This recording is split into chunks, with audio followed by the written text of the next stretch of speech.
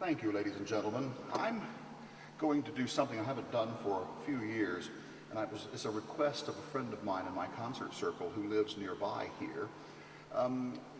Years ago, I was asked many times, oh, you know, Carlo, we've come to hear you. You get this enormous organ sound, and this was from a violinist, by the way. Please forgive I'm not looking at you because I need to concentrate here for this piece, for this presentation.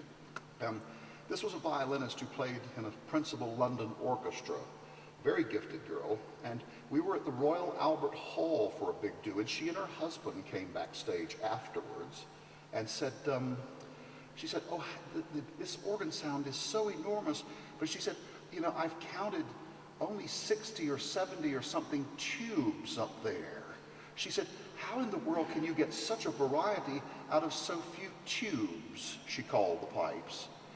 And I said, Treasure, the only way you do that is because you have to remember that there are 10,000 behind those that are helping. And it then came to me, ladies and gentlemen, that in a non-patronizing way, in my quest to try and get people to know that Mozart was indeed so right when he said the organ is certainly the king of instruments.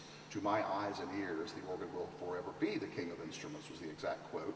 And I thought, well, maybe I can put something together called a whistle-stop tour of the organ that isn't too lengthy, that can just give just a cameo idea, a tiny compendium of how this beast works. Let me just say at first that the organ is surely the most curiously complicated and misunderstood of all the instruments. I think most people consider it to be nothing more than a noisemaker at weddings, or as the provider of a rather spine-chilling accompaniment for horror films best viewed in the wee hours of the morning. Ooh. The truth is that the organ is a mover of the spirit, in my humble opinion, quite like no other medium.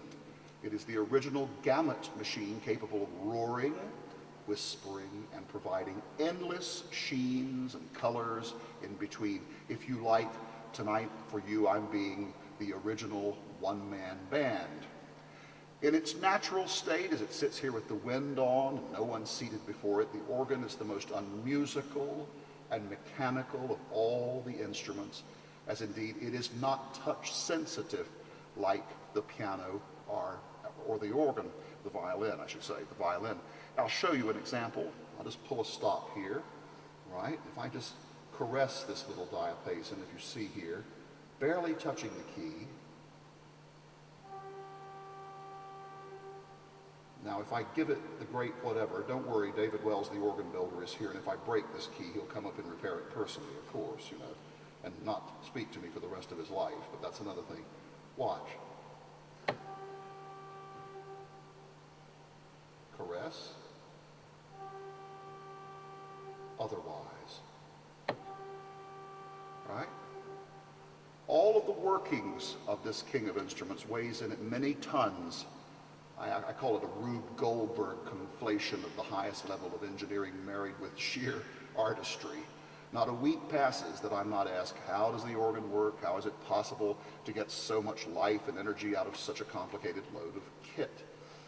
Well, I believe the organ does cry out for more missionary work than any of the other musical mediums, and it really is, an instrument like this is a consortium of several large chests of air with lots and lots of whistles and reeds called pipes sitting on top. Wind is provided by a blower or several, usually secreted away in the basement. The pipes are made of various woods and metals, range in size from over 32 feet high right down to the size of a pencil. The larger the pipe, ladies and gentlemen, obviously the lower the pitch, the smaller the higher. Let me give you an idea. We'll go upwards here. You would have trouble summoning a dog with the very top of these notes, or the dog would have difficulty hearing. And beyond, the double open wood diapason in the pedal goes from 32 hertz at middle C, there's low G, F, E, D, and on low C it's playing 16 hertz per second. Do you feel it more than hear it? It's a legitimate massage, you know. Each of these stop knobs I want you to think of them as colors on a painter's palette. They each control a different set or sets of pipes which can be used individually or blended together into choruses, just as you would mix paints and so forth to get different sheens of color. And each of these stops, literally tonal clans, as it were, are at home on something called a department or a division. This is the solo, the swell, the great, the choir, the pedal played by the feet. There can be one keyboard, or there can be 7 played on by the hands, all depending on the size of the space the organ has to fill, cost, and of course taste has to enter into it somewhere.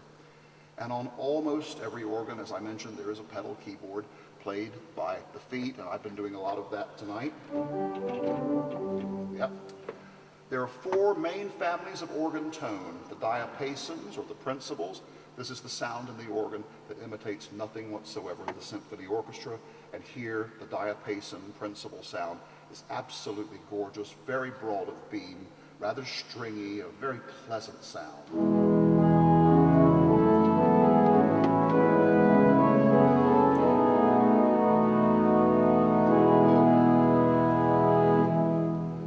Second family of tone is the flutes of the organ.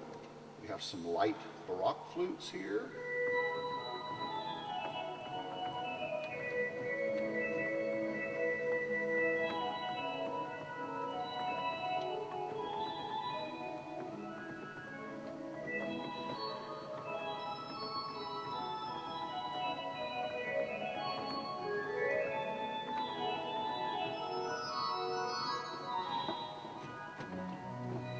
Whew. Okay. Just a little teaser, you know. We then have a romantic flute, for example, accompanied by lovely strings, which really does make a very, very pleasing sound indeed. Something like this, for Clair de Lune by Louis Vierne, the organist of Notre Dame in Paris.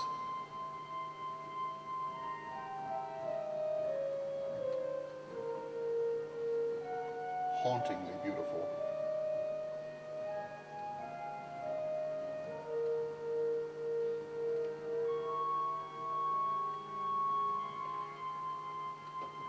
Have strings and celeste.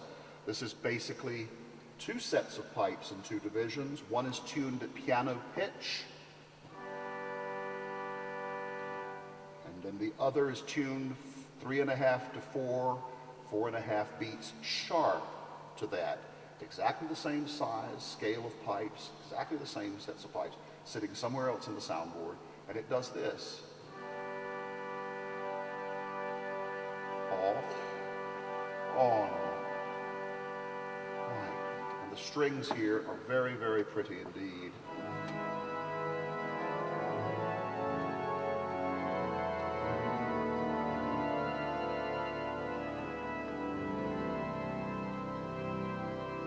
Right.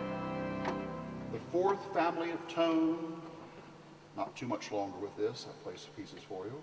4th family of tone is the reed stops. Clarinet, oboe, coming from different places. Another clarinet.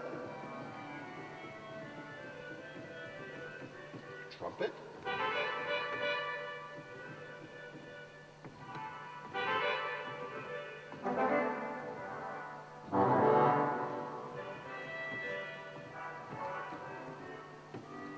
All right.